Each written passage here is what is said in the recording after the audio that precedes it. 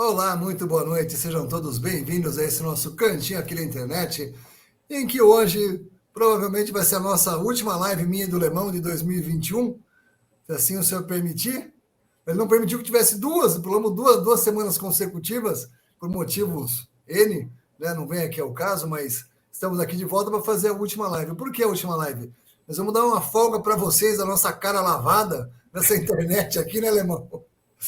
A gente vai voltar dia 11 de janeiro, se eu permitir, a gente volta ao vivo com o Estudo de Apocalipse, que já foi agora todo o ano de 2021, e vai adentrar 2022 e vai saber quando acaba, viu? A gente não tem muito tempo para acabar, não, né? São dois estudos que passaram o ano. A gente está falando da vida do Senhor Jesus, né, às segundas-feiras, e pelo nosso roteiro, Alemão, é assim, a gente achou um lugar lá que tem a descrição histórica em tempo corrido do Senhor aqui, né? A gente fez a 38ª live, Alemão. São 230. Olha que coisa, eu nunca tinha imaginado que fosse desse tamanho, Alemão. Só nos evangelhos tem 230 eventos que o Senhor fez do começo ao final da vida dele. Só nos 4 evangelhos. Assim, nossa, fora todo o resto da Bíblia inteira, eu estou falando só da vida dele aqui. E aí você imagina, a gente faz umas 50 por ano, dá uns 4 anos, Alemão, mais ou menos, para fazer. Essa de Apocalipse já estamos no capítulo 11. Estamos na metade, levou um ano. Exatamente metade do Apocalipse, né? Capítulo 11 já foi esse ano todo. Então, assim, a gente não tem pressa, a gente vai no tempo que for. Mas é claro que nesse tempo que nós estamos de férias, não é nem por isso que vocês não têm o que assistir. Vocês podem maratonar as 7 igrejas, por acaso não foi com o Lemão, mas o Lemão falou muito sobre as 7 igrejas nesse estudo aqui de Apocalipse. Aí você tem estudo sobre as 7 igrejas, tem esse estudo de Apocalipse, e eu recomendaria muito, muito que vocês assistissem o estudo das dispensações, que foi o que a gente fez em 2020. Então pega esse tempo que a gente não vai estar, final de ano, tem gente aí triste com Natal, com Réveillon, não fica triste não, tá? Pega as lives lá e põe uma atrás da outra. Na verdade, assim, já tem os playlists tanto do estudo de Apocalipse, quanto as 7 igrejas, as dispensações. Se você for aqui no canal, vai ter lá a área de playlists, você vai encontrar esses 3 playlists lá, para você não perder nada. Então não passa esse final de ano de bobeira, não. Vai lá e maratona. Fala aí, maratona, Lemão. Você tá vindo de uma maratona, né, Lemão? Como é que é isso? Mano. Eu fui lá para Curitiba, né? Foi dia 10, acho que foi. Acho que foi dia 10. E fiquei lá, na casa do Paulo e da Rosemary. Um tempo muito bom ali com os irmãos. A Rosemary também recebeu mais pessoas ali na casa dela, né? Ela não dá sossego, né? Quero não dar sossego para ela, né? E foi muito bom. Teve os irmãos ali de Porto União, ficaram lá, o Everson, a família toda. Foi muito bom, foi muito jóia. E daí nós tivemos evento no sábado com os jovens lá de Curitiba. E no domingo passamos com os irmãos na Assembleia, né? As reuniões normais.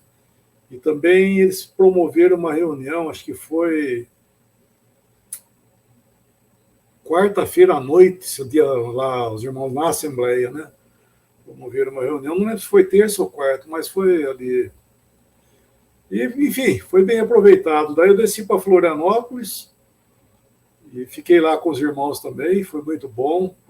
Todos aí, né, de Curitiba e Florianópolis também. Mandou um amor. Nós tivemos um tempo muito bom ali em Florianópolis também.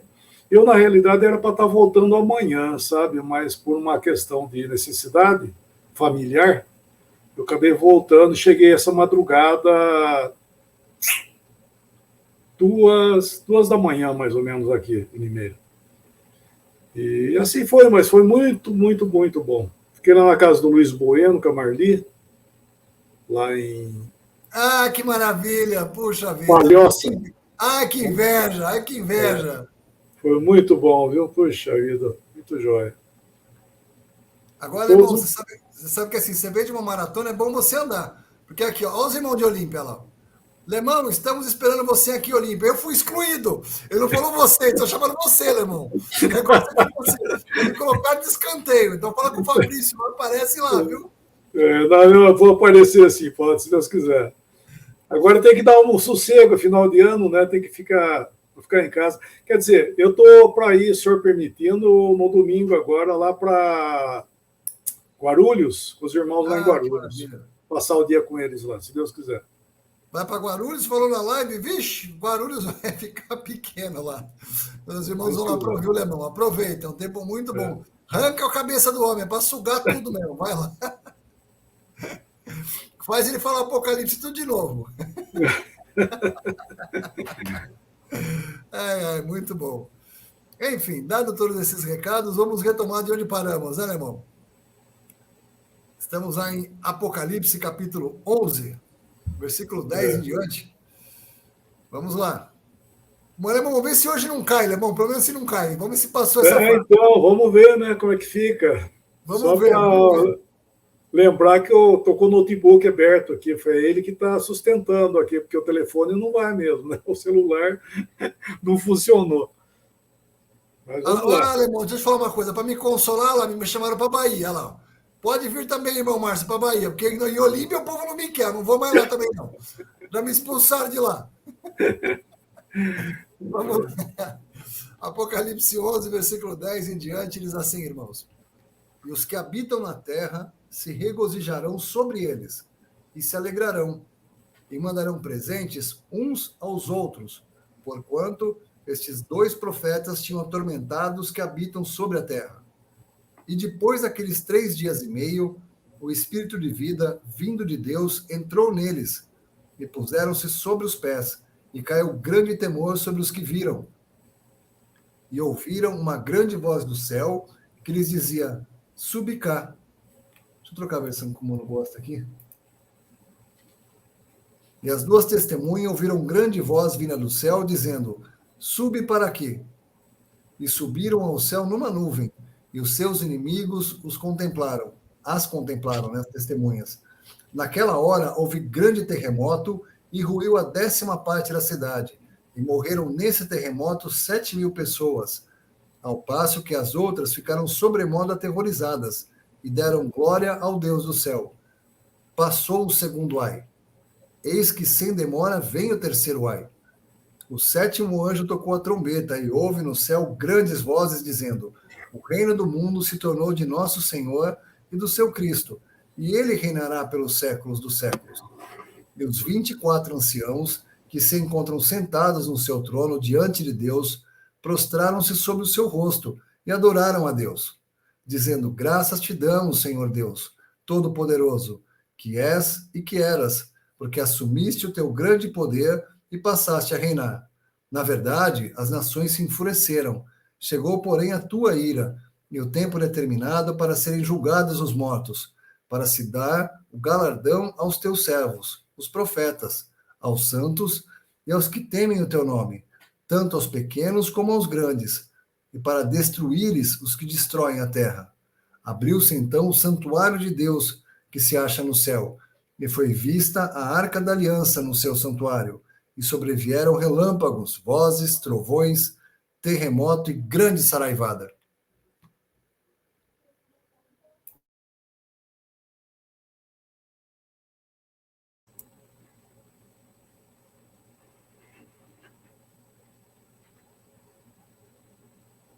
Nós vemos a...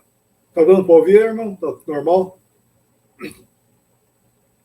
Nós vemos que esse versículo 10 aqui, ele nos fala do... Nós já comentamos isso, né? Mas lembrar que está bem relacionado com o que foi dito em Apocalipse capítulo 3, né? Versículo 10. Queria dar um pulinho lá em Filadélfia, né? Quando o Senhor fala ao anjo da igreja que estava em Filadélfia, ele fala isso aí no versículo 10 aí. Porque guardaste a palavra da minha perseverança, também eu te guardarei da hora da provação que há de vir sobre todo o mundo, sobre o mundo inteiro, para provar ou experimentar os que habitam sobre a terra. Então nós vemos esse versículo aí que ele está livrando, né, ele livraria da hora, ou seja, isso é arrebatamento. O arrebatamento, ele tira a igreja, né, esse versículo 10 aí mostra isso aí, que nós seremos guardados da hora. Então a igreja sai. E no nosso capítulo, nós vemos que está acontecendo aqueles que foram guardados na hora. E eles, por fim, perecem na mão da besta. Eles morrem, né? As duas testemunhas, que nós já falamos.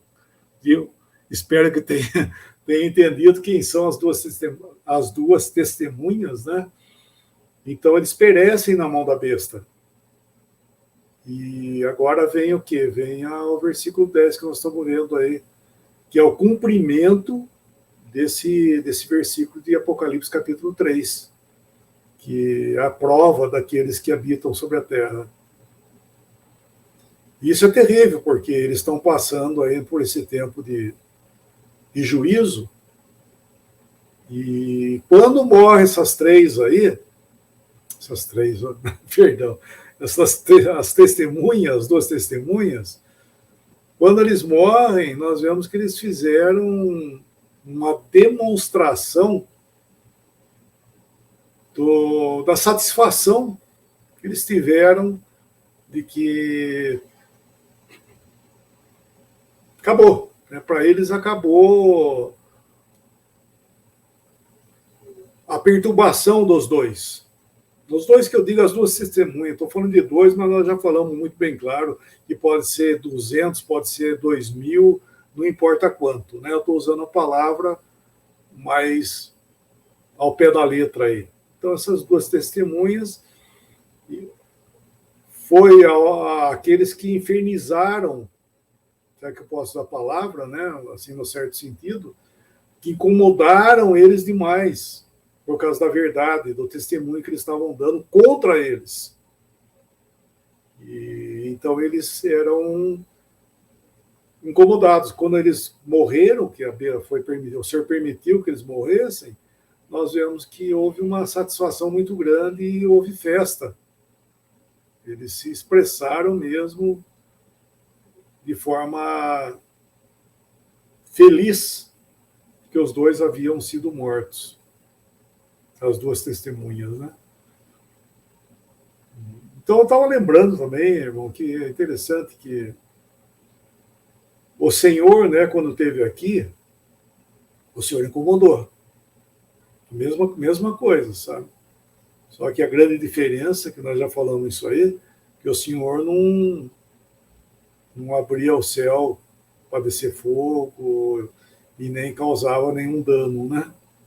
O Senhor foi paciente, em amor a todos, mas nós vemos que ele ficou... Era um versículo, né, irmão, lá em Mateus 27, quando eles falam do Senhor, o que eles falaram do Senhor? Mateus 27, depois que o Senhor...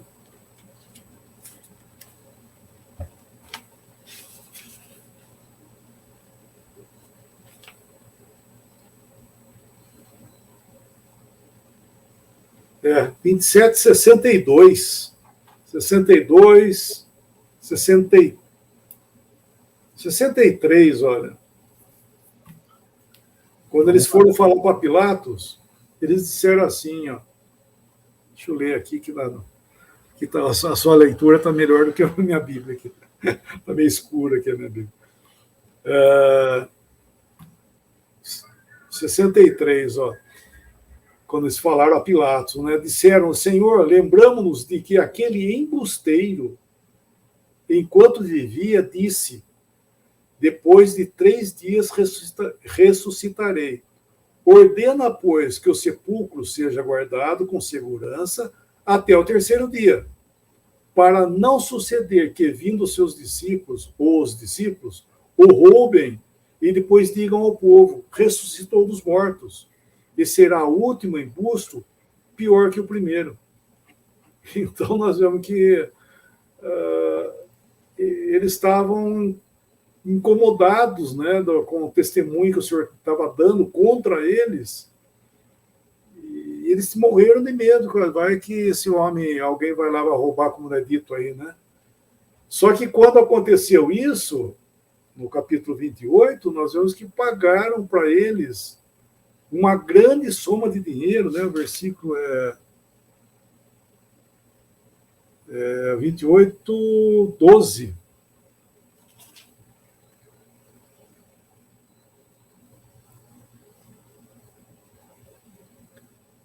Reunindo-se eles em conselho com os anciãos, deram grande soma de dinheiro aos soldados, recomendando-lhes que dissessem: vieram de noite os discípulos dele e o roubaram enquanto dormíamos.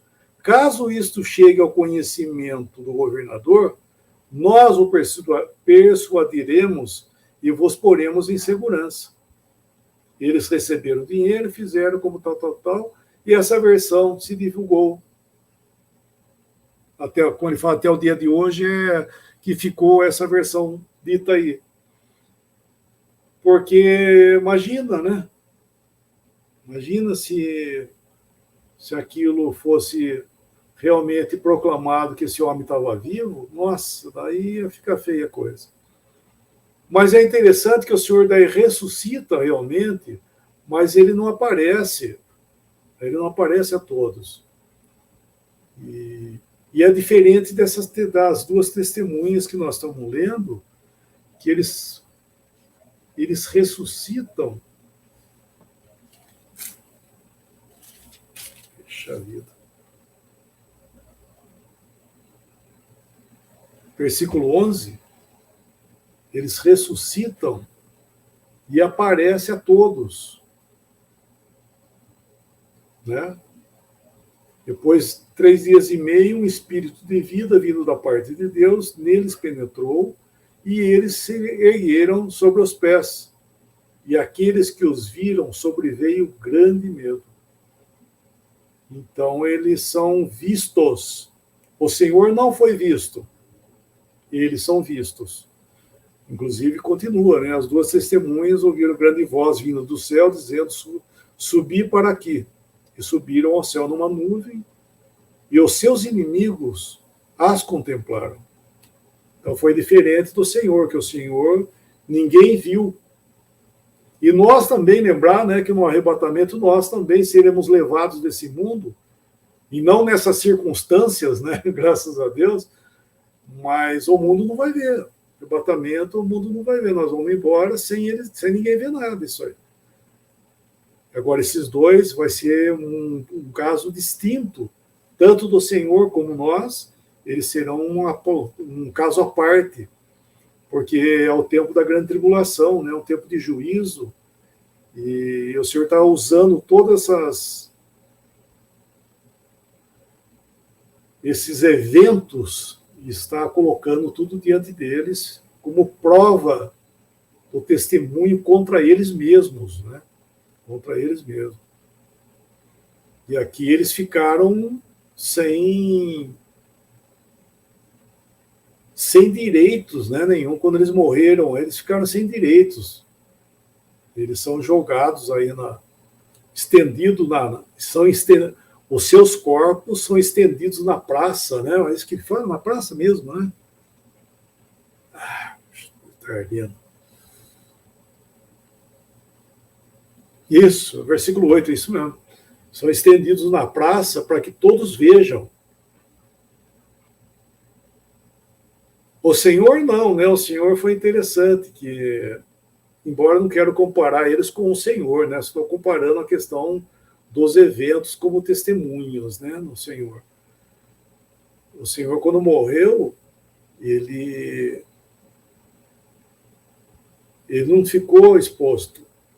Nós vemos que Deus não permitiu isso. Ele morreu e logo que ele deu a vida dele ali na cruz, foi lá aberto ao seu lado, logo já vieram, por causa da festa, né? Que era grande aquele dia de sábado que estava chegando ali, os corpos não deveriam ficar na cruz, tinham que ser tirados. Isso foi provisão do Senhor, né? Melhor dizendo, foi a provisão divina para cuidar do corpo do Senhor. Então o corpo do Senhor não ficou lá exposto.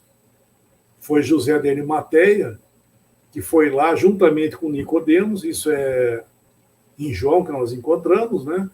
Eles pegam e levam, e cumprindo, inclusive, Isaías 53, versículo 9, né? Que fala assim, que ele foi colocado na sepultura, né? Ou foi à morte, melhor dizendo, com os malfeitores e com o rico na sua morte. Ele estava citando José de Arimateia. Eu estava pensando que, eu acho que eu falei isso aí em Curitiba, talvez, não lembro bem. Que privilégio, né, de José de Arimateia, que o Senhor se confiou, embora ele não estava em vida, né, assim, física, era o corpo dele que estava ali, mas foi confiado a ele que ele cuidasse do corpo do Senhor. E ele que fez tudo isso aí, ele com Nicodemos. José de Arimateia deu seu próprio túmulo para ele, que ele fosse colocado lá. Então ele ficou escondido, né? Ele ficou guardado. Mas o Senhor não permitiu que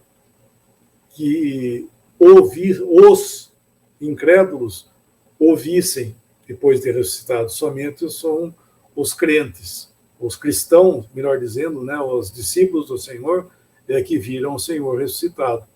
Então, voltando outra vez, que eles não têm o privilégio. Eles são tratados mesmo como uma escória do mundo e são jogados ali para que sejam contemplados e fazem festa, só que daí na ressurreição, isso aí é ressurreição, viu, irmão? Isso é bom lembrar, isso aí que é uma ressurreição. Eles não estão vivendo outra vez, entende? Porque aí fala que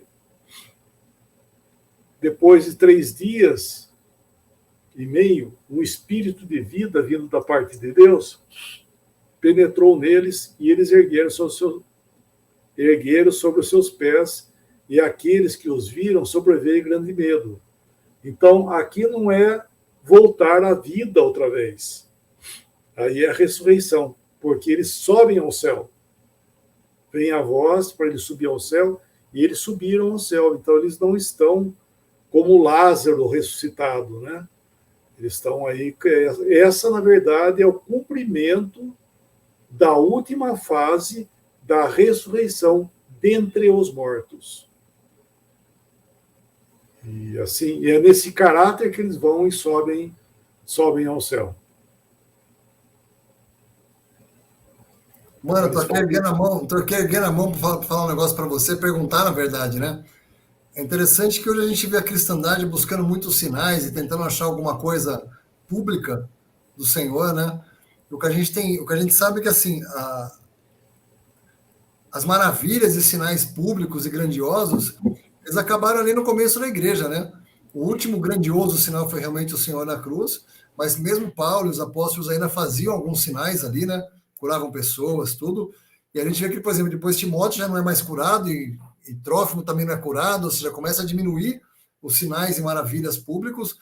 Isso só vai voltar a acontecer de forma pública, grandiosa e inequívoca para todo mundo depois que a igreja for tirada, né, Alemão? Então, para a gente hoje, não tem nenhum. É o dia das coisas pequenas, né, mano? É isso?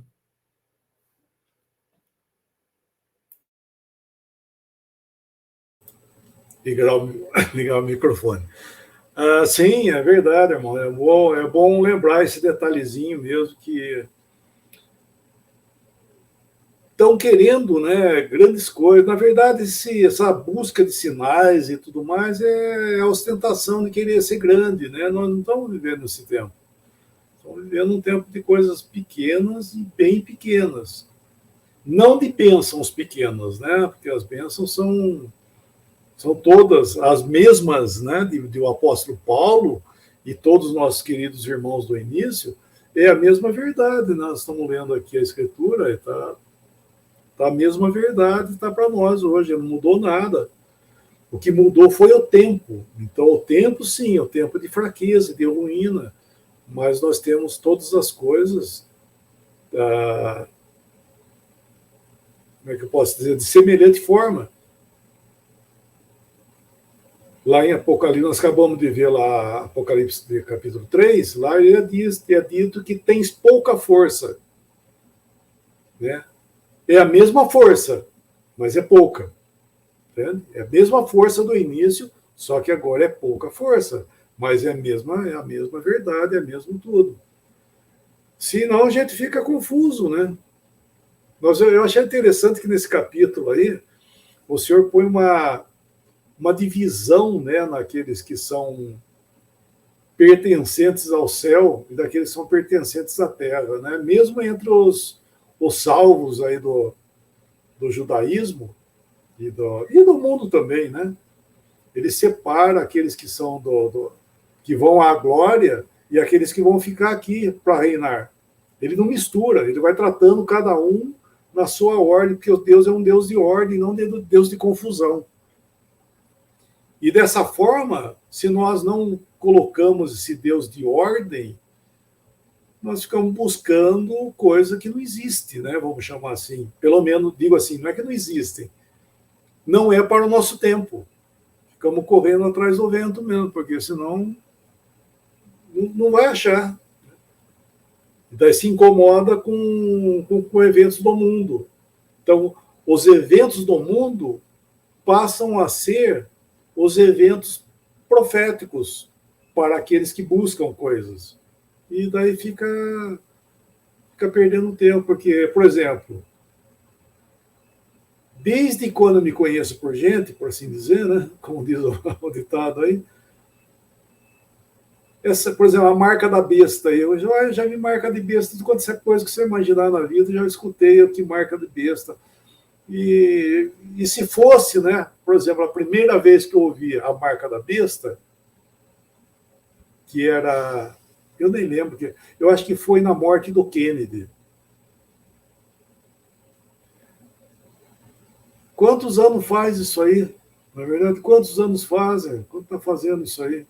E você vê que não dá certo, não bate, né? A conta não bate, porque a marca da besta, ela perdura somente no máximo, né? 7 anos, nem isso vai dar, né? Ele vai imperar mesmo com ferro e fogo os 3 anos e meio finais. Então não bate nunca, né? Não bate nunca. Depois veio várias outras marcas de besta, marca da besta aqui, e passa ano, vem ano, vai volta ano, e fica tudo como tá, porque não adianta ficar mastigando aí. Agora, por exemplo, fizeram até da vacina da Covid aí, que tá enxertado no insumo lá da vacina, os ingredientes para a marca da besta. Gente, parar com isso aí, né? Isso aí não tem nem cabimento, né? Então é bom a gente entender o tempo que vivemos. Se nós não entendemos o tempo que vivemos, ficamos correndo atrás do vento, né? Não conhecer o tempo é terrível. Mas devemos conhecer o tempo.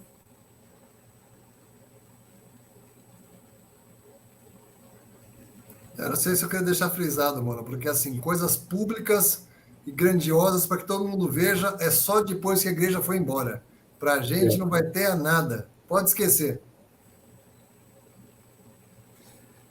Já falamos isso no estudo das igrejas, quando nós estávamos passando pelas igrejas, que se alguém quer ver um sinal que tem por o nosso tempo, é essa ruína que está em volta aí, que todo mundo está achando maravilhoso, esse é o sinal da ruína. Todas essas divisões que estão aí, essa montoeira, né, de igreja. Desculpa, eu estou rindo que eu lembrei que eu vi mais uma esses dias atrás. Ai, Senhor, que paciência que tem que ter, não? Meu Jesus, quanta asneira, né? Quanta coisa errônea. Então, você quer ver alguma coisa? Olha aí ao redor, você vai ver. Não é sinal que você quer ver? Vira o rosto em volta e faz um 360 aí, você vai ficar até tonto, né? Tanta coisa que tem. Isso é o sinal do final do tempo, do nosso tempo. Isso é o final do tempo. Chama-se Laodiceia, isso aí. Esse estado de ostentação, dizendo ser grandes e com grandes coisas, com grandes pretensões, e não tem nada. Na verdade, não tem nada, porque não é. Nem o Senhor não está junto, aí como é que vai fazer? O Senhor está fora disso? Então é triste, viu? Eu dei risada porque a turma inventa cada coisa, meu Deus do céu, né? A gente ri, mas é de nervoso, alemão, não é de engraçado, não. Né? Como é de Não, nervosismo. arrumam cada coisa para falar, rapaz, que você fala, meu Jesus do céu, onde é que arrumam isso aí? Nem tem base na escritura, nem tem nada, porque tem muitas. Não, nem vou falar, vamos mudar de assunto. Deixa quieto. Não, só uma coisa, diz que o Lemão falou aí, presta atenção, o sinal dos últimos tempos para a gente é isso aqui, ó. 1 Timóteo 4, versículo 1, 2, 3, presta atenção. Ora, o Espírito afirma expressamente que nos últimos tempos, que últimos tempos? Esse último tempo antes de começar esses eventos todos de Apocalipse. Alguns apostatarão da fé. Isso pode estar acontecendo? Provável. Por obedecerem a espíritos enganadores e a ensino de demônios. Vixe, esse aqui a lista é longa. Pela hipocrisia dos que falam mentiras e que têm cauterizado a própria consciência. Agora preste bem atenção. Que proíbem o casamento. Já foi proibido o casamento? A palavra de Deus está dizendo que eles vão proibir o casamento. O casamento não foi proibido. A segunda parte estão tentando, né? E exigem abstinência de alimentos que Deus criou para serem recebidos, com ações de graças pelos fiéis e por quantos conhecem plenamente a verdade. Esse da abstinência dos alimentos aqui está bem próximo. Esse aqui, mas mesmo assim, ainda assim está longe. Pode ver que você vai hoje, você fala com o médico, você fala com o nutricionista, ele vai mandar você tomar um monte de cápsula. Olha, você precisa tomar zinco, você precisa tomar magnésio, você precisa tomar B12. Escuta, mas e a comida? E comida não dá não, hein? A comida não vai chegar, não vai dar os níveis que você precisa. Mas, ou seja, nenhuma dessas duas coisas, nem o casamento proibido, nem a proibição de casamento, na verdade, e nem a abstinência dos alimentos. Ô, Lemão, eu fiz um post esses dias falando sobre arroz. Aí estão falando com arroz, eu já tinha ouvido essa papagaiada tempos atrás, que ele está contaminado e ele é cancerígeno. Arroz cancerígeno. Rapaz. Quem criou o arroz? Quem criou o arroz, meu Senhor? Olha para ele, não é assim, não. Não é assim tão simples. A gente já passou por isso aqui em Apocalipse. A gente vai passar por um período de grande fome. Ou seja, o homem ele pode ter o maior entendimento das técnicas agrícolas mais avançadas. Se o Senhor não der força, a sementeira não produz. Em Apocalipse, vai vir uma fome gigantesca. Pois é, porque ele vai fechar a sementeira. E aí? Pode fazer o que você quiser. Não vai ter o que comer, porque ele vai fechar a sementeira e acabou. Então, as coisas que ele fez, normalmente não nos fazem mal. As coisas que nós nos metemos a fazer, rapaz do céu. Que maravilha, hein? Que maravilha. Então, assim, falar que arroz é cancerígeno, ou seja, está chegando.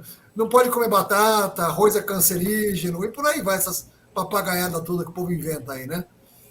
Enfim, mas olha que coisa, como o Lemão disse, para os últimos tempos, para nós, ou seja, você quer saber o que são os sinais? Os sinais são esses daqui, ó.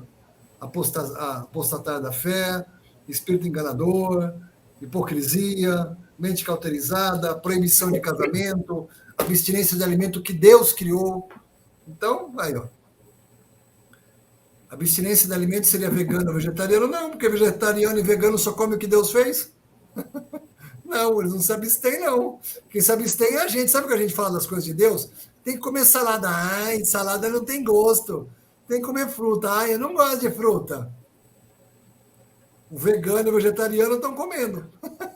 Essas frutas, tudo que a gente não quer aí, viu? Embora, Márcio, eu vejo que nesse versículo aí de Timóteo, houve já uma invasão dentro do testemunho, né? Dentro no testemunho, não. Dentro da esfera cristã, esse ataque de casamento e comida. Não, sim, né? É o que eu estou falando para você. É que não está instituído ainda definitivo, como diz a palavra. Porque a palavra está dizendo ali, né? Proibir o casamento e exigir a abstinência. Está próximo disso, mas não aconteceu ainda. Né? Nós vemos em parte, né? Porque existem muitas religiões cristãs que atacam o casamento, né? Como algo não são, como não fosse uma coisa sã, como fosse pecado. Aí é que está, né? Aquela confusão, né? Fizeram do sexo pecado. Então, se o sexo é pecado, então quem casa vai ficar pecando, porque vai viver pecando, porque ele vai. Como é que pode um casal? Vai ter filho que jeito? De telepatia? Não tem jeito, né? E não somente filho, mas o casal, Deus é bom, né? Ele deu essa liberdade, por isso que existe casamento, né? Casamento é um sexo seguro, né? Então, Mano, foi dado. é aquela coisa. O que diferencia de um homem e uma mulher grandes amigos e um casal? É porque tem sexo. Se não tivesse sexo, seriam dois amigos, não seria um casamento. Né? Seria uma coisa diferente. A única diferença que tem, por exemplo, um homem e uma mulher podem habitar sobre o mesmo teto. Embora seja muito improvável, mas podem habitar no mesmo teto, mas eles seriam, no máximo, grandes amigos. Eu dividir conta, tudo. Por que eles não são grandes amigos? Porque tem sexo. Sexo só quem é casado faz. Ou deveria, pelo menos, fazer, né? Porque desde lá de Gênesis 1, quando ele fala para a gente multiplica como, Lemão? Porque o Lemão falou por telepatia, o homem olha para a mulher olha para o homem e pronto. É assim que funciona? Não. Então foi criado, ou seja, olha que interessante, isso foi instituído nas bases, né? Isso é Gênesis, isso não tem nada a ver nem com religião, com nada, isso tem a ver com a instituição do mundo. Né? Na criação do homem e da mulher foi previsto que seria dessa forma. Né? Assim, o casamento foi previsto também, né? Que eles seriam juntos, uma só carne. Isso é Gênesis 2, está lá? Esse versículo ataca os dois fundamentos aí de Apocalipse, né? De Gênesis, né? Esse versículo. Um é o casamento que ele fala, né? Que é Gênesis capítulo 1 e 2, né? A instituição daquilo que Deus fez.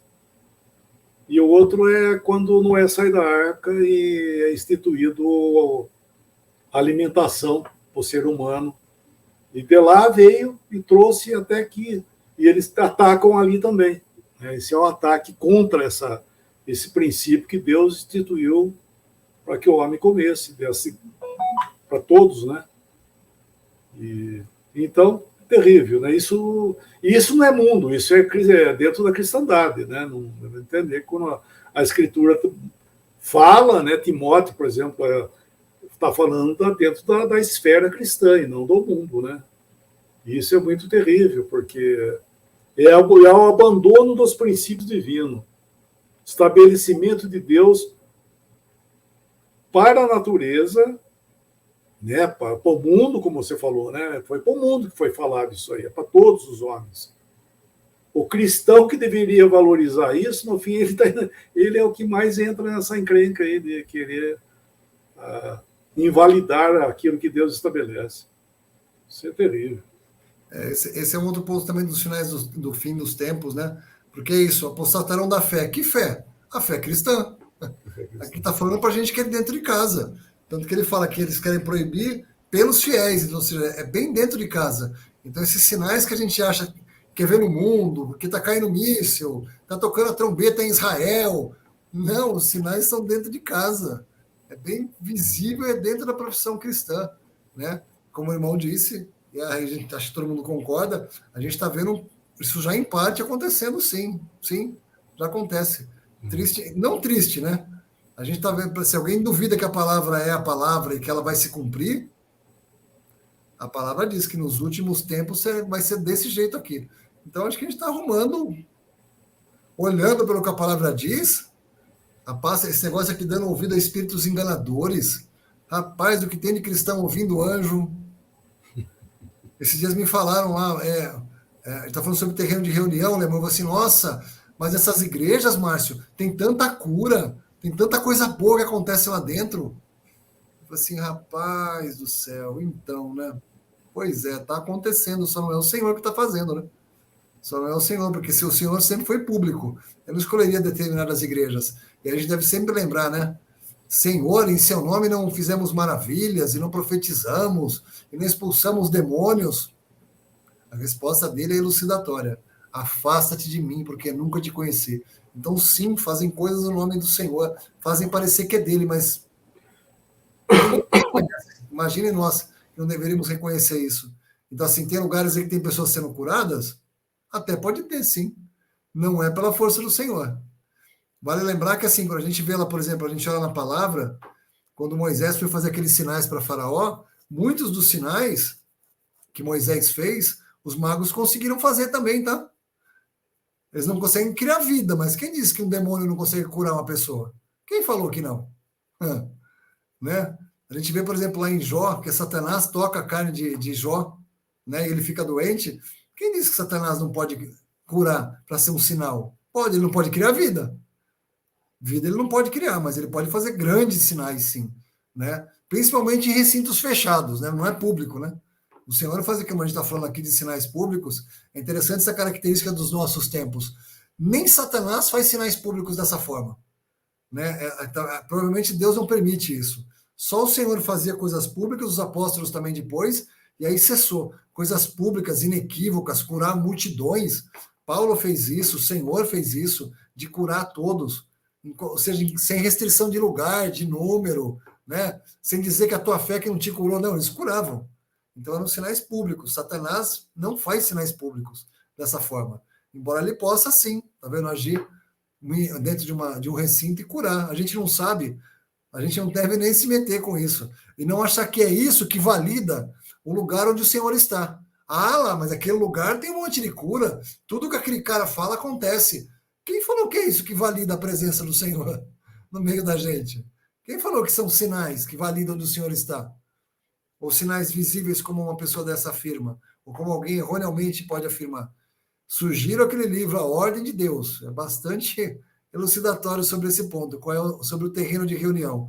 O terreno de reunião ele não está ligado a sinais visíveis, mundanos, de maravilhas e milagres.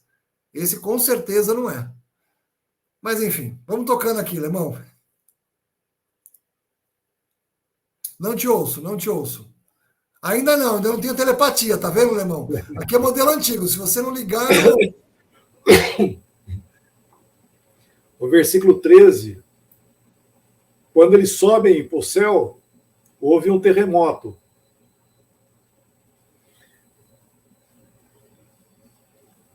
É diferente quando o Senhor morreu, houve um terremoto.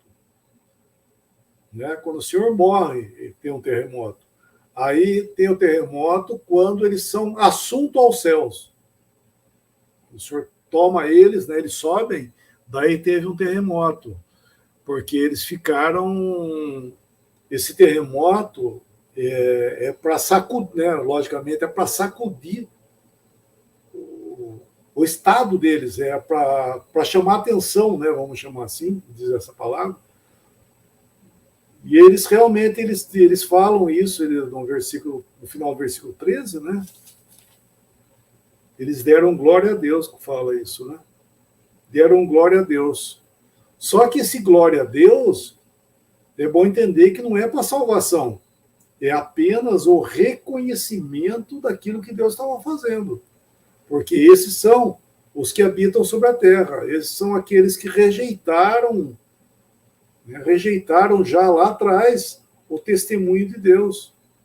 Então, eles estão apenas agora reconhecendo o que se passa, mas sem salvação. Eles não estão se submetendo ao temor e tudo mais. Eles estão apenas reconhecendo. Né? É bom não confundir isso aí também, porque achar que eles estão sendo salvos, é que não estão sendo salvos, não. O Senhor não está misturando, falando outra vez, o Senhor não está misturando as coisas.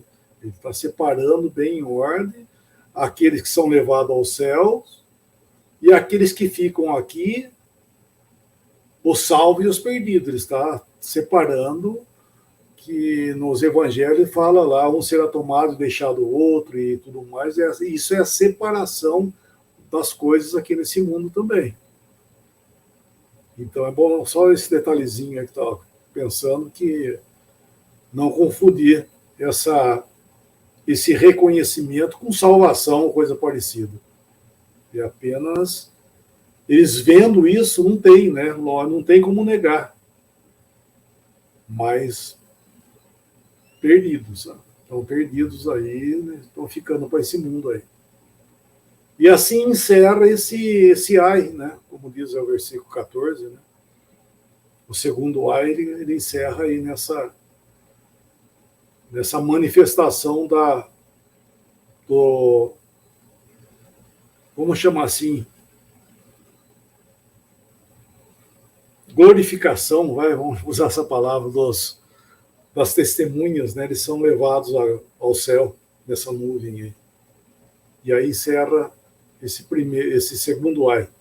E ainda fica mais um ainda por vir.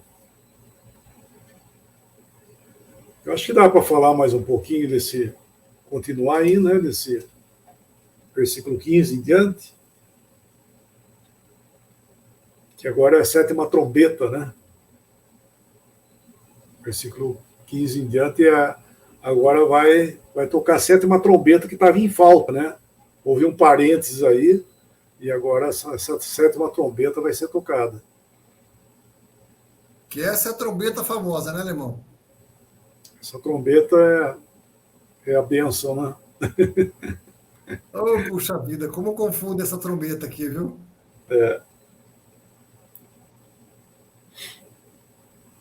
O sétimo anjo tocou a trombeta, e houve no céu grandes vozes dizendo: o reino do mundo se tornou de nosso Senhor e do seu Criador, e ele reinará pelos séculos dos séculos. Essa é a vinda do Senhor para estabelecer o reino dele. Porque o milênio, é bom lembrar que o milênio começa já na manifestação do Senhor vindo dos céus. Mas ele não é assim, ele vem e tudo fica em paz. Não é isso, pelo contrário, ele vem para batalhar, ele vem para guerrear e para pelejar contra os seus inimigos.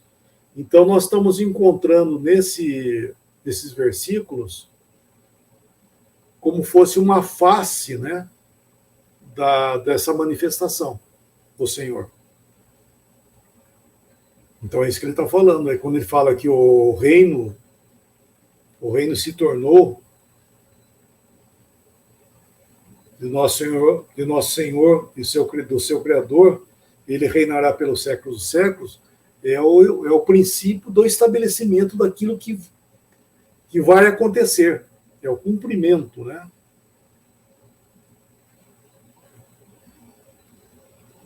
E continuar lendo aí, ó. Bom, você já leu, né? Já foi lido já. Eu estava pensando nos detalhezinhos aqui que tem.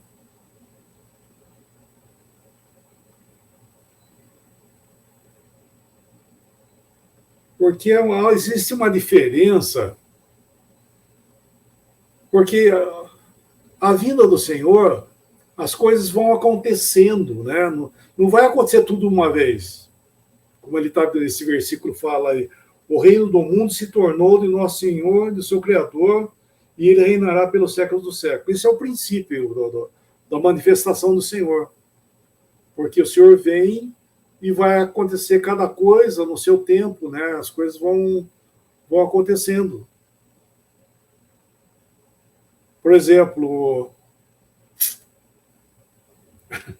o arrebatamento, por exemplo, ele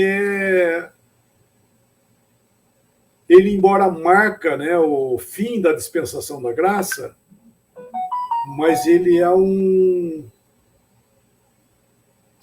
desentupimento, né, vamos chamar assim, é algo que está parado aí, ó, as profecias estão paradas devido à presença do Espírito Santo e, logicamente, de nós aqui, e dessa força da autoridade que Deus ainda mantém, né, com muito custo, está sendo mantida, porque isso vai corromper. Passou um versículo já que ele fala, deixa eu ver, não passou ainda não, é o versículo 18, o final do versículo 18, para destruir os que destroem a terra. Esses são os corruptores do mundo, aqueles que corrompem todas as coisas. É a corrupção que está no homem. É a corrupção que existe no homem. Então, isso vai... Como eu posso dizer, que o Senhor vai permitir que eles tomem corpo, né? Que eles se desenvolvam no arrebatamento. O Senhor vai permitir que o homem se desenvolva não, ele continue na prática e ele vai dar vazão para que a profecia se cumpra. Então, isso começa com o arrebatamento. Então, cada coisa tem seu tempo. E esse versículo, nós estamos vendo que está dando o início daquilo que vai ser desenrolado.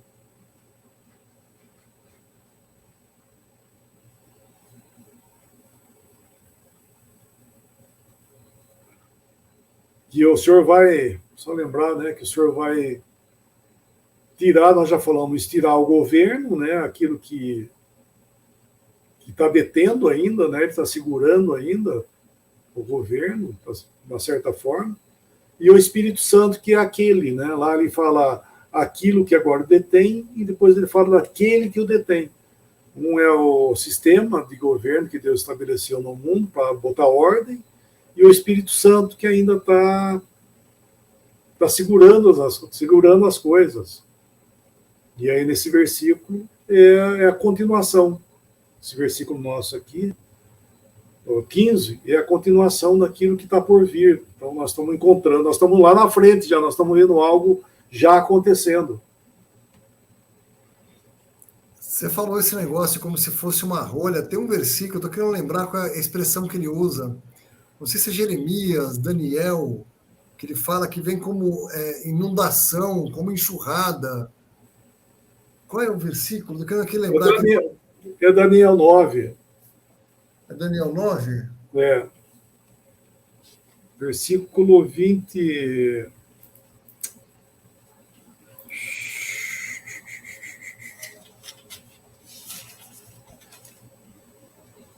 Uh...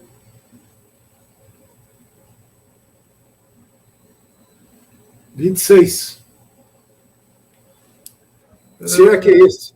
Se é que é esse, eu não sei. Depois de 62 semanas, será morto o ungido e já não estará. E o povo de um príncipe que há de vir destruirá a cidade e o seu fim será num dilúvio. Isso, porque você falou que, assim, que vai soltar como se fosse uma rolha. Então, assim, sim, né, vai vir como um dilúvio mesmo. Vai vir uma... Aí começa numa onda, né? Como se fossem ondas, né, Alemão? Isso, exato. É bom lembrar que esse tempo aí, foi bom você falar isso, que esse detalhezinho aí, que esse tempo, figuradamente, isso aconteceu lá em Gênesis, nos dias de Noé, né, no capítulo 6, 7, etc. e tal. Mas nós vemos que aconteceu o quê? Houve a corrupção do gênero humano, Deus prometeu que ia destruir o mundo num dilúvio e todos iam perecer. Só que por misericórdia e graça também que ele ia agir, né, porque eles iam passar por isso, ele salva Noé e a família dele. E Enoque havia sido levado antes disso. Então nós encontramos nesse tempo aí uma figura do que que vai acontecer. A igreja vai embora, que é o Enoque que vai embora, né? Ele é levado antes desse tempo. E Noé e a sua família, eles são uma figura daqueles que vão passar pela grande tribulação, que é o dilúvio. Porque o dilúvio veio e destruiu a todos, e atingiu o mundo inteiro. O dilúvio foi algo universal, não foi regional, como muitos às vezes afirmam, né? Ele foi universal. Mas Deus, na sua misericórdia, ele preservou, que seria algo, inclusive, teoricamente impossível, aquela arca ter sobrevivido ao que aconteceu nesse mundo. Se alguém for ver ao pé da letra o que aconteceu nesse mundo, seria impossível aquela arca manter sobre as águas. Mas Deus manteve. Porque houve uma convulsão no mundo de uma forma tal que nós vemos um tsunami. O que ele faz? Né? Não sobra nada. E não foi um tsunami, foi coisas tremendas que aconteceram no mundo cheio de água, e houve convulsões no mundo para acomodar essas águas que vieram, que encheu o mundo. Deus teve que abrir as fendas do mundo para que a água pudesse se acomodar. Então foi algo muito terrível, assim. E isso chama-se o que para nós no tempo? É a grande tribulação. Mas Deus, na sua misericórdia, ele vai preservar figuradamente, né, os 8 para uma coisa nova. O número 8 nos fala de uma coisa nova. E uma coisa nova que vai permanecer. Então, assim foi Noé, que ele sai com a sua família, os 8 pessoas, para um mundo novo. Ele entrou na arca, o mundo era aquela coisa lá. Quando ele sai da arca, aquele mundo já não existia mais. Era um novo mundo, né, para ele, né? Era um novo céu, uma nova terra. Estava tudo diferente, estava tudo em paz. E assim também. O Senhor vai fazer que esse mundo passe por essa grande tribulação, para que venha o quê? Para que venha o milênio, para que seja estabelecido paz, e aqueles que passarem pela grande tribulação, sobrevivendo, vamos chamar esse dilúvio aí, eles vão entrar no tempo de paz. Então, realmente, é um tempo de juízo, aí, é um tempo de dilúvio, a grande tribulação. E é isso que eu estava pensando, irmão, que olha que interessante, que aqui no versículo,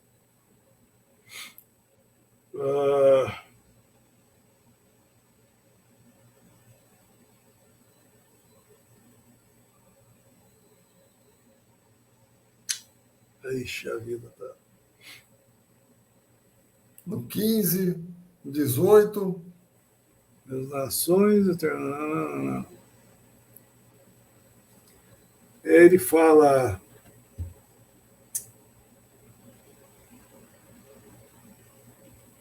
Grandes vozes dizendo o reino, tal. Os 24 prostraram e adoraram. Graças te damos, passaste a reinar.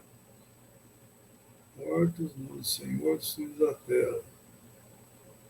Assim, é outro versículo. Estava procurando no lugar errado. É o último versículo, ele fala: abriu-se então o santuário de Deus, que se acha no céu, e foi vista a arca da aliança no seu santuário.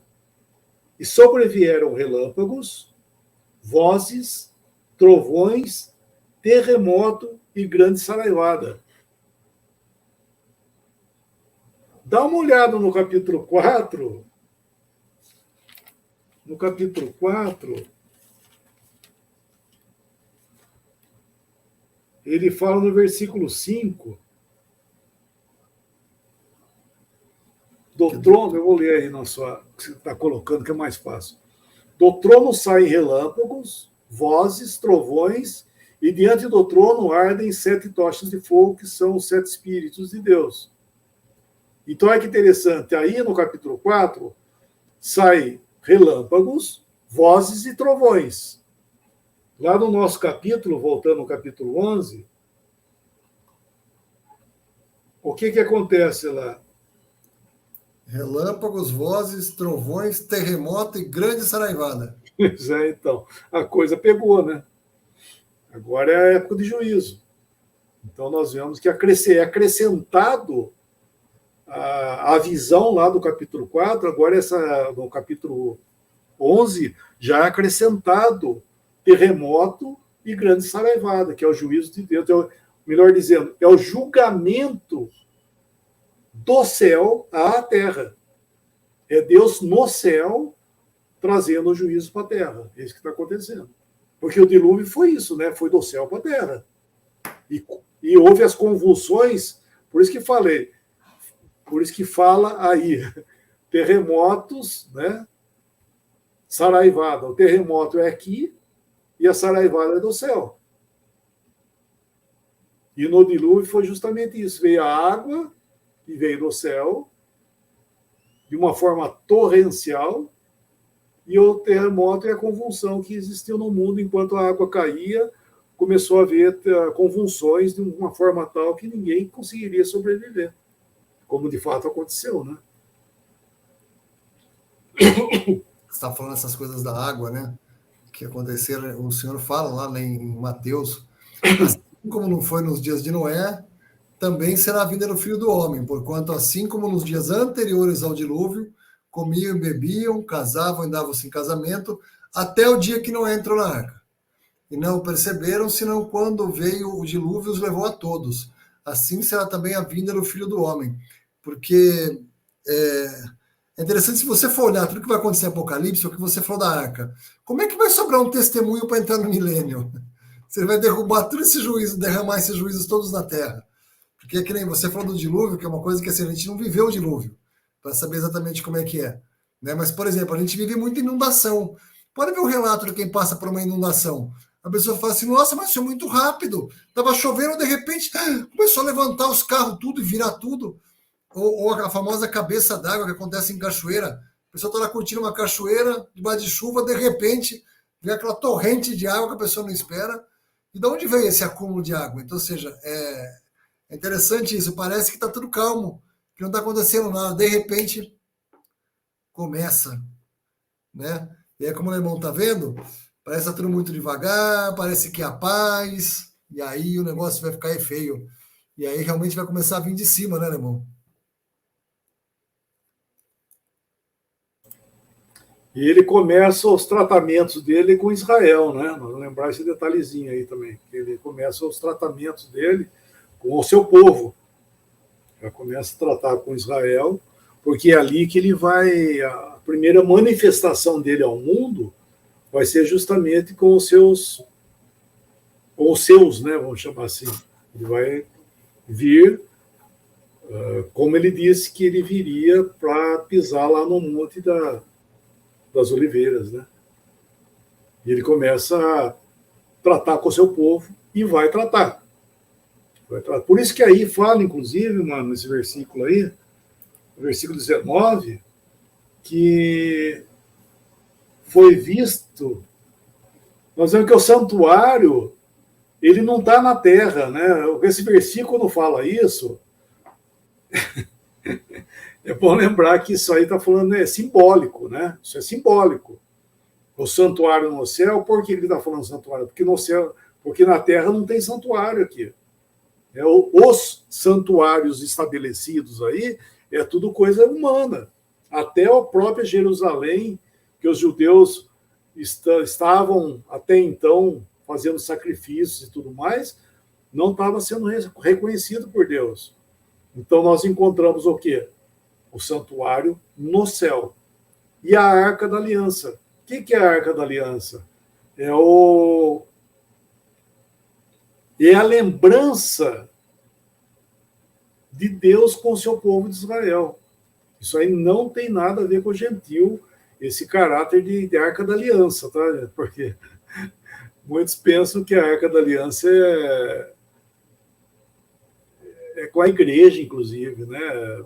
Bom, na verdade, o sistema aí fez do castiçal, fez tudo coisa, objetos para ser colocado dentro do sistema cristão. E não tem nada a ver com o sistema cristão. Isso tinha a ver com o tabernáculo, com o templo lá de Israel. Isso tinha a ver, mas não com a igreja. Então, quando é aberto esse versículo aí, 19, nós vemos que está tratando primeiramente, Deus trazendo à memória, se é que eu posso dizer assim, porque ele não está esquecido, né? Ele não esquece de nada, mas ele está mostrando que ele está trazendo à memória os tratamentos dele com o seu povo, primeiramente. Começa com o seu povo. Por isso que é chamado de arca, a Arca da Aliança, que é aquela que o povo tanto estimava, né? Aquela arca, que foi sumida, né? Lá no cativeiro da Babilônia. E agora nós encontramos aí figuradamente. Isso, olha, deixar bem... Mais uma coisa, viu, manos? Isso é figurado, tá, gente? Isso é uma visão. Não tem nada a ver, porque quando Nabucodonosor invadiu lá Jerusalém, ele levou todos os utensílios do templo, todos os objetos, porque é tudo coisa de ouro. E ele acabou com aquilo lá, sumiu tudo lá, ficou tudo lá na Babilônia. Nós não encontramos menção disso, da arca ou coisa parecida, depois no retorno deles, ali para Jerusalém, que aconteceu ali com Esdras e Neemias, né? Quando foi dado autorização por Dario e Artaxerxes, né, que é Esdras e Neemias, para que fosse reconstituído tudo outra vez. Então, nós não sabemos o que tinha lá, o que não tinha, mas eles voltaram bem, bem humilhados, porque faltava um monte de coisa. Porque lá, quando falam, só por um detalhezinho, quando falam em Hebreus, sobre o capítulo 9, né? E quando é falado ali dos utensílios, ele está levando o pensamento lá para o tabernáculo, e não para o templo. Ali é narrado o tabernáculo no deserto, e não o templo. Porque o templo ele começou bem, só que foi danado, né? Destruíram tudo, acabaram com tudo, levaram embora. Até nós vemos ali, lembra naquela mão que foi escrita na parede lá, eles estavam bebendo nos utensílios do templo, eles estavam bebendo nos utensílios do templo. E não diz que voltou para Jerusalém. Então, essa arca, falando outra vez, essa arca não é a arca, Deus guardou tão bem. Eu estou dizendo isso porque existe uma doutrina nisso aí, tá? Que a arca era tão sagrada, é idolatria, né? É tão sagrada que na hora que foi levado embora, Deus tomou essa arca e guardou lá no céu para ele. Olha que coisa, onde chega a cabecinha. Então, esse versículo mostra que é o desfecho que apareceu a arca. Onde que a arca estava? Estava lá no céu, Deus guardou a arca.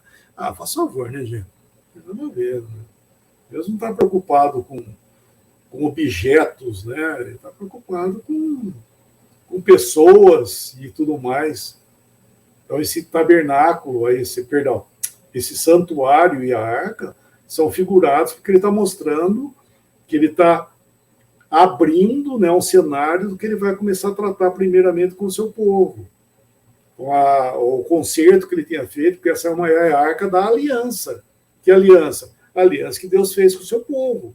Então ele está lembrando que ele vai cumprir os seus propósitos e que são sagrados, né? São sagrados, que é esse santuário aí.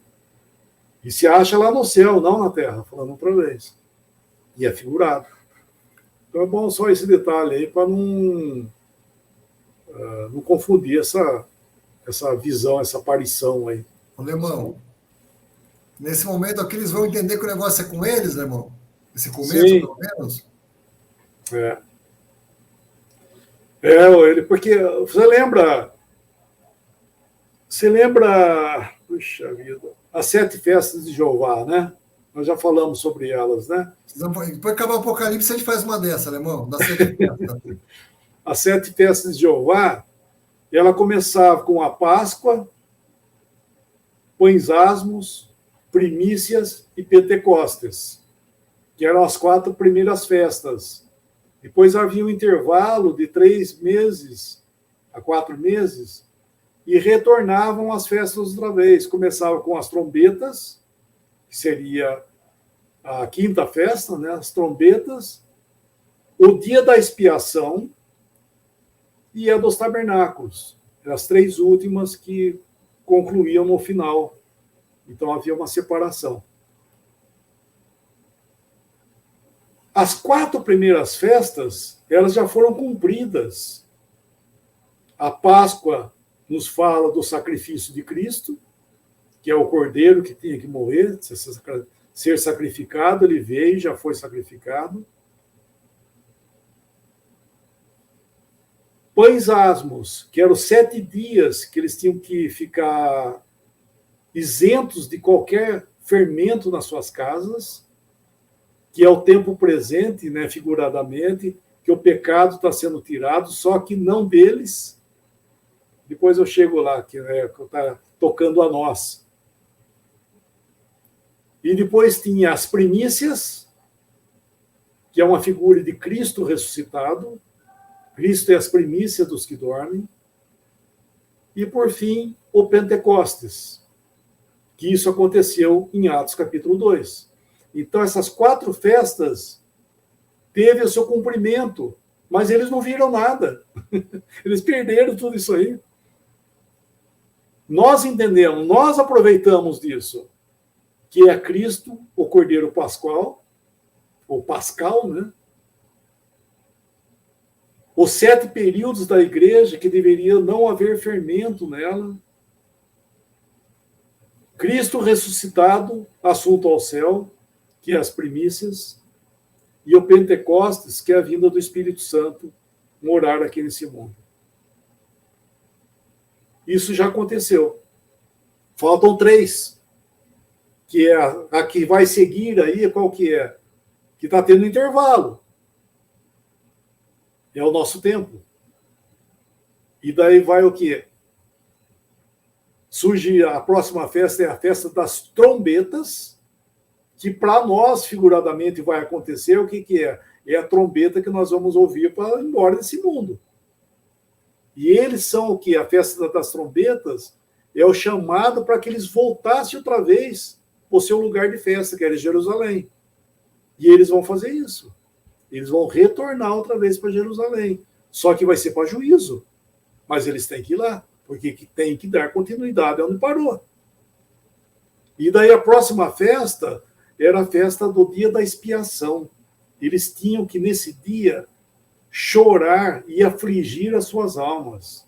Aquele que não afligisse a sua alma, ele seria exterminado do seu povo. Eles tinham que chorar, eles tinham que lamentar. Eles faziam isso de forma... Sim, sei lá, né? Eles faziam de propósito, que nem eles vão lá no mundo da lamentação e choram, então eles saem, acendem o cigarro e saem andando, né? Então, porque é isso que eles têm, eles ficaram só com a figura, né? E não com a realidade. Mas o que era isso, a festa da expiação? É a realidade que vai acontecer aí, ó, que nós estamos vendo. O Senhor virá primeiramente para os seus. E eles vão estar em grande aflição tal que eles vão estar clamando por socorro. E vai se cumprir literalmente essa festa aí, porque houve o chamado, voltaram para Jerusalém, tudo mais, achando que ia ser uma maravilha, juízo. E daí, na hora que vem o juízo, mesmo que eles estão em grande aperto e aflição, isso é Zacarias. Lembra que ele fala em Zacarias? Se quiser ler o versículo lá. Zacarias depois de Gênesis. Aí. Eu tinha que terminar o ano com essa piada. Só falar assim também, né, irmão?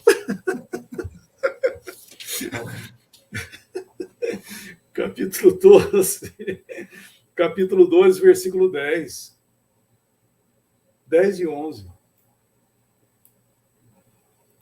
E sobre a casa de Davi e sobre os habitantes de Jerusalém derramarei o espírito de graça e de súplicas. Olharão para aquele a quem traspassaram. Pranteá-lo-ão como quem pranteia por um unigênito e chorarão por ele, como se chora amargamente pelo primogênito. Naquele dia será grande o pranto em Jerusalém, como o pranto de Hadad e Rimon no vale do Megido. Olha que interessante, irmão. Olha que bonito isso aí. Eles vão literalmente prantear, chorar amargamente. Mas do que? Por aquilo que eles fizeram pelo seu irmão, o Messias, né? Então vai ser uma aflição e o Senhor vai derramar o Espírito de graça para que eles se arrependam e entendam o que está acontecendo. Isso é a figura dos irmãos de José, lembra? Os irmãos de José, naquela aflição que eles estavam ali, porque eles chegam num aperto tal que eles não tinham mais o que fazer. na presença de José, eles estavam e não sabia. Daí, na hora que eles reconheceram que tudo que estava acontecendo, aquilo, é porque eles tinham feito aquilo com José. Na hora que eles falaram isso, José se manifesta para eles. Então, ele vai estar, o povo vai estar pranteando, em grande pranto e lamentação, porque o Senhor vai derramar o arrependimento para eles. Então, vai se cumprir essa festa, que é a festa da expiação. E uma vez acontecendo isso, daí vem a próxima festa, que é a dos tabernáculos, que é o milênio. É o milênio. Então, só que eles têm que passar por isso primeiro. Se não tinha jeito de acontecer a festa dos tabernáculos se não houvesse a festa da expiação. Esse dia que eles têm que prantear, eles pranteavam nesse dia. E assim haverá, né, esse pranto em Israel, porque o Senhor vai derramar um juízo sobre eles, primeiramente, né? É pelo juízo que eles vão reconhecer. E aí nós estamos encontrando essa arca falando outra vez, né? Para ver, né, eles vão ver esse juízo de Deus, vindo de Deus, mas ao mesmo tempo o Senhor está fazendo isso porque está lembrando do concerto que ele fez com o seu povo. E ele não vai deixar faltar as suas, como é que fala, as suas promessas com o seu povo, a aliança que ele fez com eles, ele não vai deixar passar, ele vai cumprir. O Senhor é fiel, né? Ele vai cumprir.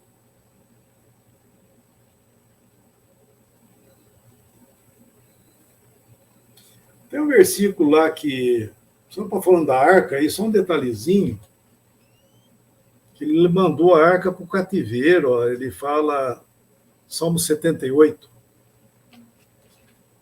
Vê se é isso mesmo, senão a gente vai...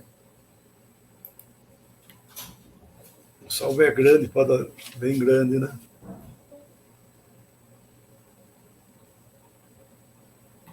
(61) É isso mesmo. É isso aí. Opa, tá bom, mano. Ah, sou novo, dá para aprender umas coisas ainda. Aí, ó. E passou a arca da sua força ao cativeiro, e a sua glória à mão do adversário. E não diz que voltou. Entendeu? Não diz mais, não se fala mais da arca. Nos profetas menores, ou seja, quando houve o retorno, não se fala mais dos utensílios, se fala da restauração da cidade, do templo e tudo mais. Então, eles estavam bem pobres, né? Por isso que era uma humilhação para eles. E eles estavam todos, quando o Senhor veio, né? Eles estavam todos cheios de si. E o Senhor não acusou eles de nada, né? O Senhor foi misericordioso, né? O Senhor podia dar umas lambadas neles, né? Nesse orgulho que eles estavam, né? Eles chegaram a falar para o Senhor, lembra que ele falou assim, nós nunca fomos escravos de ninguém. Ele estava debaixo da mão, desde lá de Nabucodonosor até aquele tempo que o Senhor estava ali, passou na mão dos babilônios, da Grécia, passou na mão antes da Grécia, né, passou na mão dos medos e persas, da Grécia, e daí estava na mão de Roma, direto, sem escapar um dia. E o Senhor estava lá. Nós nunca fomos escravos de ninguém.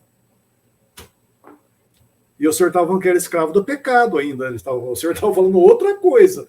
Eles atribuíram que eles não eram escravos de ninguém. Então, os dois estavam... Dois erros, né?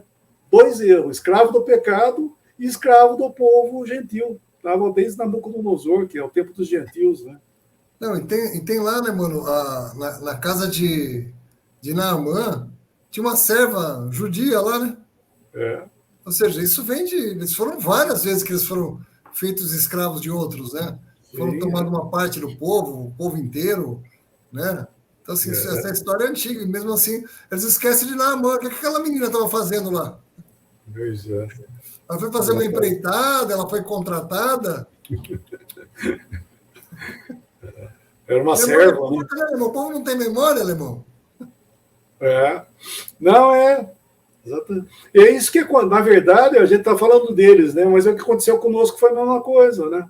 Foi a mesma coisa, esqueceram da ordem das coisas que Deus trata E, no fim, por isso que a Laodiceia, que nós estamos falando, Laodiceia é o orgulho, é uma ostentação de si, não reconhecendo o que o Senhor está falando. Né? A Laodiceia é isso aí.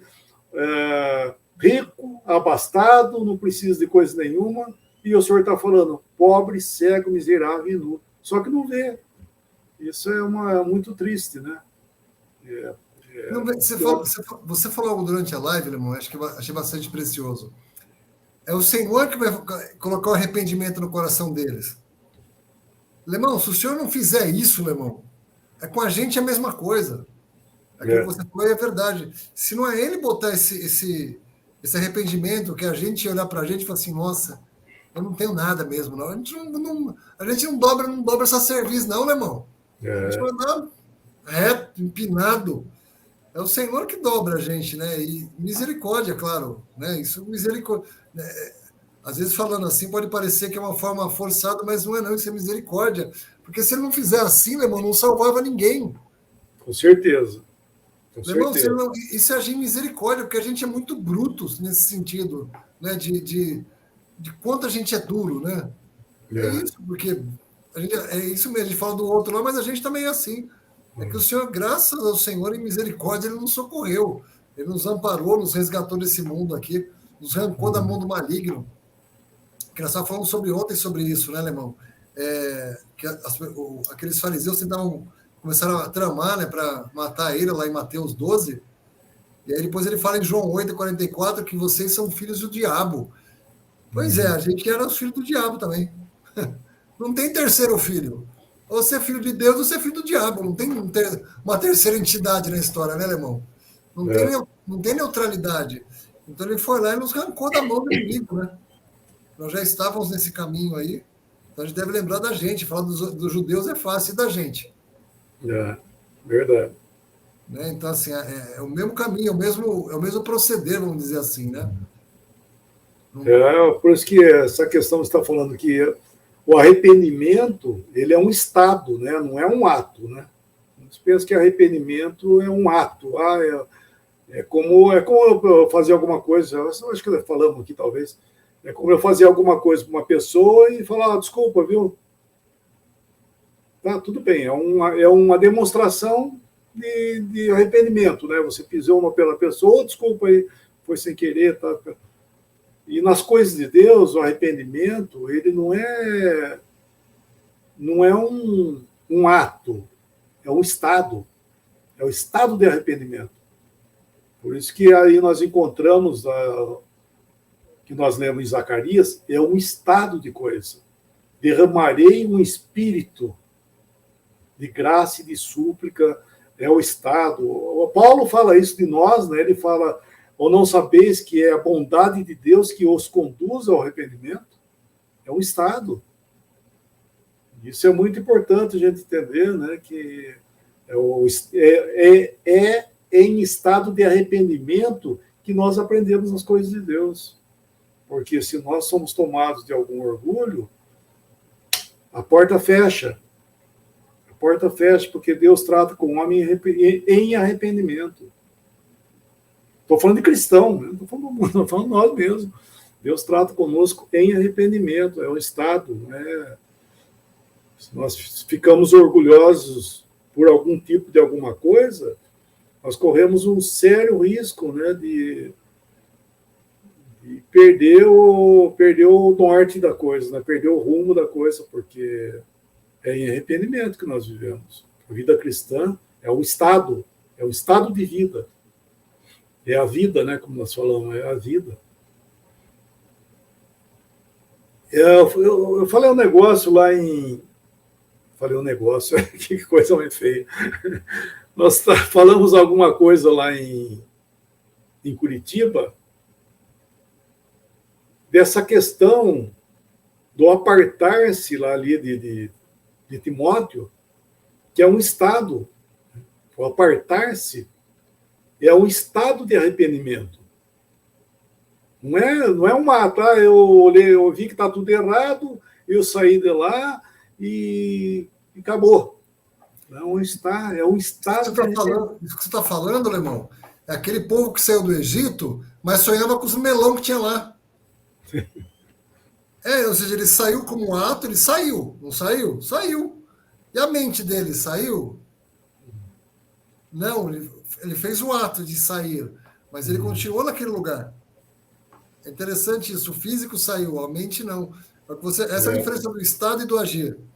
Você pode fazer externamente algo, você pode externamente se arrepender de algo, por exemplo, sei lá, nossa, eu fumava, descobri que é mal, não fuma mais. E internamente, está resolvido isso? Né? Porque o estado ele transparece, é natural, é diferente. O estado você transparece, as pessoas veem, até você percebe, as pessoas próximas percebem. E só o ato não, o ato ele é vazio. Ele pode ser vazio, não é que ele é. É aquele povo, quando saiu do Egito, teve um povo lá que teve um pouco de fé. Teve fé, na verdade. E teve outro que não. Você trouxe a gente aqui para matar a gente. Você não tem lá, a gente comia melão de graça e comia carne. E aqui a gente está padecendo fome. Eles continuaram lá atrás. Só que esqueceram do chicote, do barro. Mas assim somos nós, né, Alemão? Assim somos nós. Naquela igreja que eu ia, Alemão, tinha um monte de cura. O sol era bonito, agora estou aqui, ó. Povo desafinado, ninguém cura de nada. Ué, como é que fica, Alemão? Pois é, tristemente, né? Esses dias conversando com uma irmã em Cristo, né? E ela fala, eu perguntei para ela por que você se reúne, né? Exatamente, esse chegou ao ponto da conversa. Ela não entendeu por que se reunia. Se o motivo da nossa reunião não for o Senhor, o que você está fazendo lá? E é interessante, né, esse verbo, né? Onde estiverem 2 ou 3 reunidos em meu nome. Lemão, eu posso me reunir com o pessoal aqui em casa no seu nome? Sem a sua autorização? Gente, o verbo reunir é um verbo diferente, né? Melhor não. Não é, Lemão? Eu estou aqui reunido na minha casa em nome do Lemão. O Lemão não autorizou? Quem falou que reunia assim? Reunir, aquele que reúne, ele empresta o seu nome. Pois quando fala reunir é o nome do Senhor. Por que você acha que é eu, o Lemão, que reúne o nome do Senhor? Não, ele não dá essa glória para ninguém. É ele quem reúne. A gente acha que ele é o gênio da lâmpada, né? Junta eu, o Lemão, mais umas pessoas aí, a gente esfrega a lâmpada, ó. Estamos aqui em nome do Senhor. Puf, ele vai materializar ali.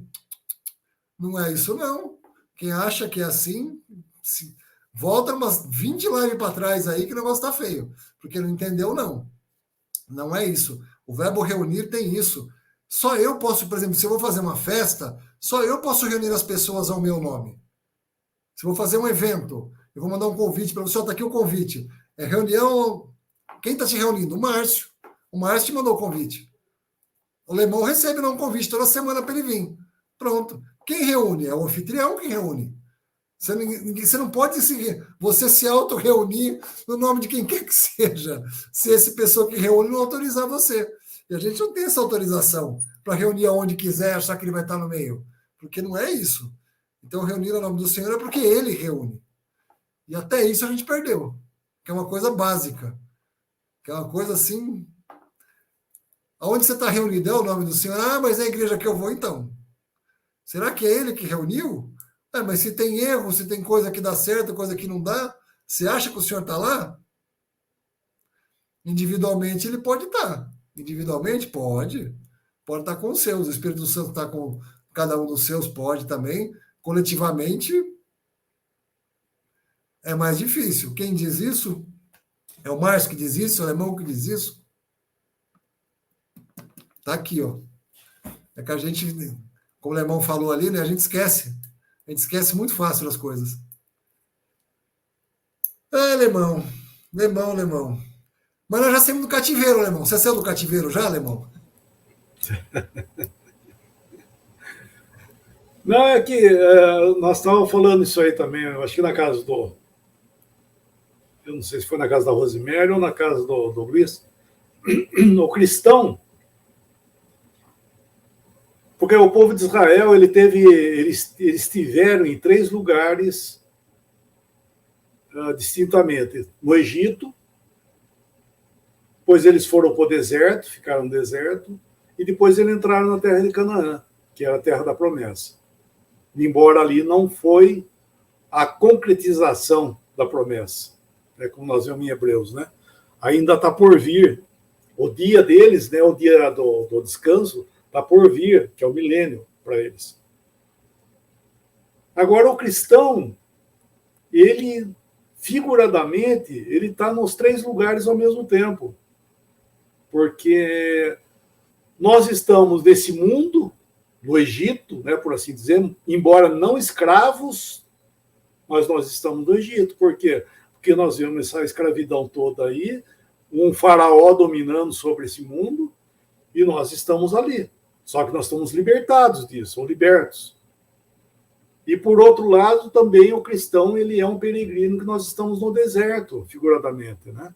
Esse mundo é um mundo árido para nós, que não tem nada aqui, nós estamos a caminho e nós estamos de passagem. Estamos indo para a nossa terra da promessa, figuradamente, né? Que é a glória, estar com Cristo. E, por outro lado, também nós estamos o quê? Gozando já dessa terra que é por vir. O Senhor deu esse privilégio para nós, não fisicamente, óbvio, né? Nós estamos, de uma forma espiritual, nós já estamos gozando, nos alimentando dessa comida celestial que vai ser eterna para nós. Nós já estamos aqui gozando disso aí. Então é interessante, né, que aquilo que Israel fez em etapas, nós já estamos já nesse mundo aqui fazendo tudo isso e gozando da segurança do Senhor nas 3 etapas e desfrutando de tudo aquilo que o Senhor é para nós. Né? Muito precioso isso para nós. Que pensamento maravilhoso mesmo. A gente possa aproveitar bastante dessa nossa Canaã aí. No Egito a gente está, no deserto a gente está, que a gente possa desfrutar dessa nossa Canaã. Ele já falou isso em tantas lives, né? O Senhor não... Para a igreja, a promessa ela não é... Tem óbvio, tem algumas coisas que são futuras, mas a promessa não é de um gozo futuro, né? A promessa é desde você se converter, é ter gozo, desde que você se converte, né? Claro que não as coisas do mundo, não é um gozo mundano, né? Alguém pode pensar... Alguém escreveu, eu concordo com a pessoa que disse, né, Alemão? Nesse época de Laodiceia, parece que ser cristão e ser um cristão verdadeiro é quando você tem dinheiro, casa, carro, quando tudo vai bem, você tem saúde. Deus devia odiar Paulo, coitado. Porque Paulo vivia preso, açoitado, fugiu pelado. Coitado de Paulo, devia odiar Paulo. Então, se o símbolo do cristão é um cristão que é um judeu, né? Que o judeu próspero seria uma pessoa fiel. Então, um cristão fiel é um cristão igual um judeu. Paulo é a maior figura disso. Paulo, coitado. E não só ele, né? Todos os apóstolos e discípulos ali. A gente vê que a gente tem uma tradição. Óbvio que a palavra não registra as mortes deles, né? Mas a gente vê o final da vida de cada um, uma coisa assim terrível. É só tradição, óbvio, a palavra não diz sobre isso, mas a gente vê algumas coisas. Coisas são de João, que morreu na prisão, né? Na ilha de Patmos, lá preso, exilado. Então, assim, não tem o gozo do mundo. O gozo do cristão ele não é mundano.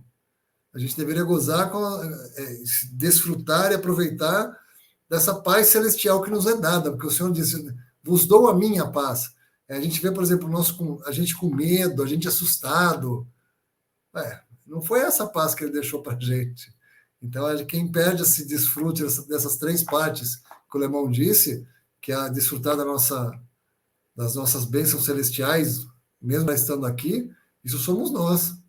Somos nós que perdemos esse gozo nas coisas do Senhor.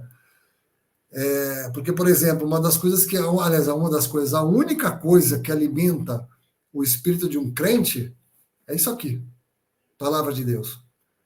E às vezes a gente nem lê. Se a gente não lê, como é que nós vamos ser alimentados? Né? Como é que nós vamos atravessar esse deserto com fome? Vamos passar com fome. Com fome é mais difícil. Com fome dói mais. Né? Fazer bem alimentado. Passar pelo deserto bem alimentado já não é fácil. E com fome. Ixi, rapaz, passar pelo deserto com fome, com sede, sem água da palavra. Olha que situação, vai doer, hein? Você vai passar. Está protegido, mas vai doer um pouco mais. Estava conversando com as crianças no almoço, né? A gente não tem problema com a morte. Do que vai morrer, ou se vai morrer, se a morte vai ser. Porque a morte ela leva a gente para o Senhor. A morte ela não. É triste para quem fica, a gente fala isso muitas vezes, né? A morte é triste para quem fica. Para nós, completa libertação quando um cristão morre, né? Agora, às vezes o que a gente faz, a gente fica aí sofrendo, né? E aí é um problema, né? Porque às vezes, boa parte dos nossos problemas foi a gente que cavou aquela cova. Foi a gente que cavou a cova. Eclesiastes, ele falou algumas coisas bem interessantes, né? Ele vê um sábio passando fome, ele vê um prudente sem teto. A palavra diz que nunca teve um justo porque falta pão, mas Eclesiastes é bem interessante sobre isso. Então a gente pode acontecer um monte de coisa, mas que a gente tem, que a gente vai deitar na cova que a gente cava. E às vezes a gente cava umas covas e a gente deita nela, viu? Tristemente a gente faz isso, não é de vez em quando não, viu? A gente faz isso muitas vezes. Então muito do nosso sofrimento é porque a gente está distante desse Senhor, distante da palavra, né? Isso é uma coisa que só a gente pode cuidar. O Lemão não pode cuidar por mim, eu não posso cuidar do Lemão. A gente não pode falar, como a gente fala nessas lives, mas a gente não, ninguém pode fazer pelo outro, né?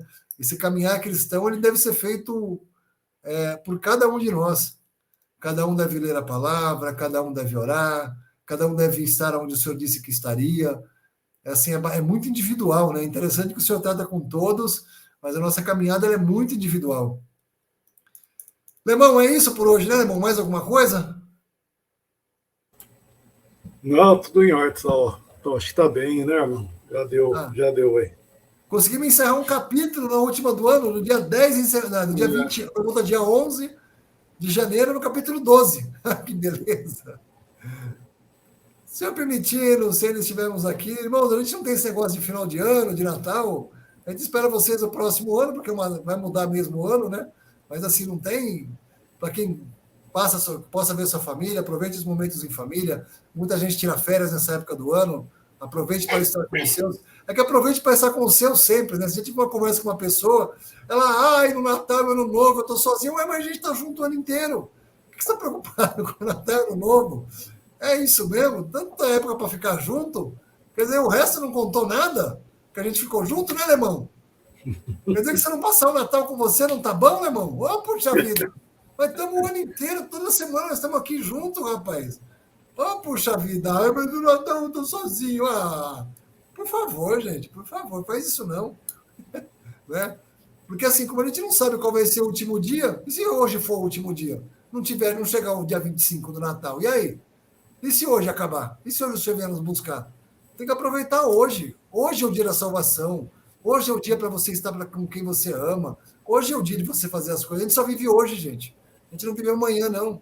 Nem dia de festa, não festa. A gente vive hoje. Então, que você possa viver sempre com os seus.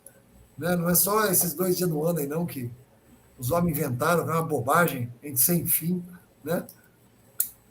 Enfim. Alemão, deixa o seu boa noite para esses irmãos que nos acompanham até aqui, por favor. Meu boa noite é grato, né? Pelo tempo que nós passamos esse ano, mais uma vez. Grato que o Senhor guardou nós também, em toda essa confusão que tem no mundo aí, mais uma delas, né? E estamos aí tocando, né? Guardando as do Senhor, tocando o barco para frente, e na esperança que até de repente não termine esse ano, né? Nossa esperança é essa aí, né? Que comece o nosso tempo eterno, né? Que já, num certo sentido, já começou, mas ainda não foi concluído, melhor dizendo, né?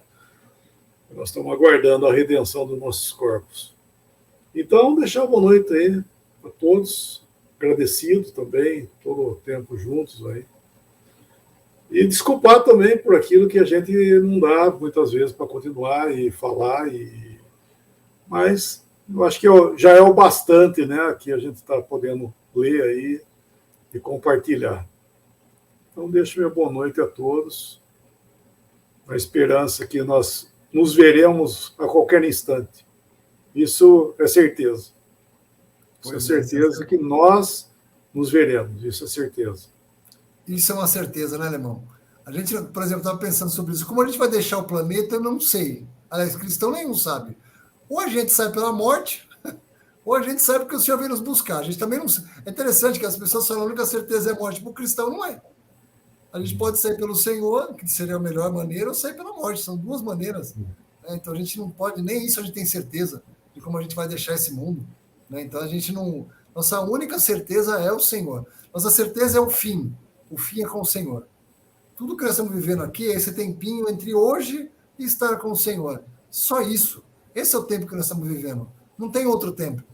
Não tem outra coisa no meio do caminho. É só esse poucochinho de tempo que nós estamos vivendo. Irmãos, obrigado pelo tempo de vocês, obrigado por esse ano.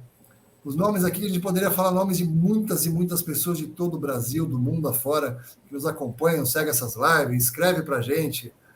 É muito bom, apreciamos muito, continuamos apreciando e pedindo pelas orações de vocês. Lembrem da gente, todos os irmãos que você vê aqui no canal do Mário, nos outros canais, tem o Por Graça, tem o canal dos Jovens, tem o canal dos Irmãos do Rio. Olhem por esses irmãos também, lembrem dele nas suas orações, isso é muito necessário. O resto não é necessário. O resto não é, são coisas temporárias, tudo é temporário nesse lugar que nós estamos. Obrigado pelo tempo de vocês, obrigado por mais um ano. Se eu permitir, no dia 10 de janeiro a gente volta com as lives ao vivo, o Lemão volta no dia 11. Dá férias pro Lemão também, né? Tem que dar férias pro Lemão uma época do ano, pensando o quê? Arranca o couro dele o ano inteiro, não vai dar férias para ele? Lemão, por favor, dê graça para a gente encerrar mais um ano, meu irmão. Vamos lá. Nosso bendito Deus, nosso Pai, nós te damos graças, Pai, por esse dia que nós tivemos hoje. Obrigado por esse tempo também aqui nessa live, por tua palavra. E sabemos que tu tem os seus propósitos, sempre em nos abençoar, nos guardar, como já tu nos tem abençoado com toda a sorte de bênção. E nós pedimos, Pai, por todos que têm ouvido também da tua palavra, por aqueles que estão ainda inseguros, que tu estejas, ó Pai, dando luz, entendimento, que possa, como diz a tua palavra, abraçar a verdade. Nós pedimos, Pai, também que tu mantenha nossos olhos fitos em Cristo Jesus, fitos nessa esperança, que essa promessa que a qualquer instante nós seremos tirados dessa cena, para sermos levados para ver a face daquele que tanto nos amou. E nós agradecemos também, Pai, que pudemos passar esse ano aqui juntos também, meditando na tua palavra, e sempre agradecidos que tu nos tem dado aquilo que nós precisamos, sempre, e também nos guardando aqui nesse mundo que nós estamos de passagem. Tudo, Pai, nós te damos graças pela provisão que há em Cristo Jesus, que tu nos deste, para ser o nosso Salvador eternamente.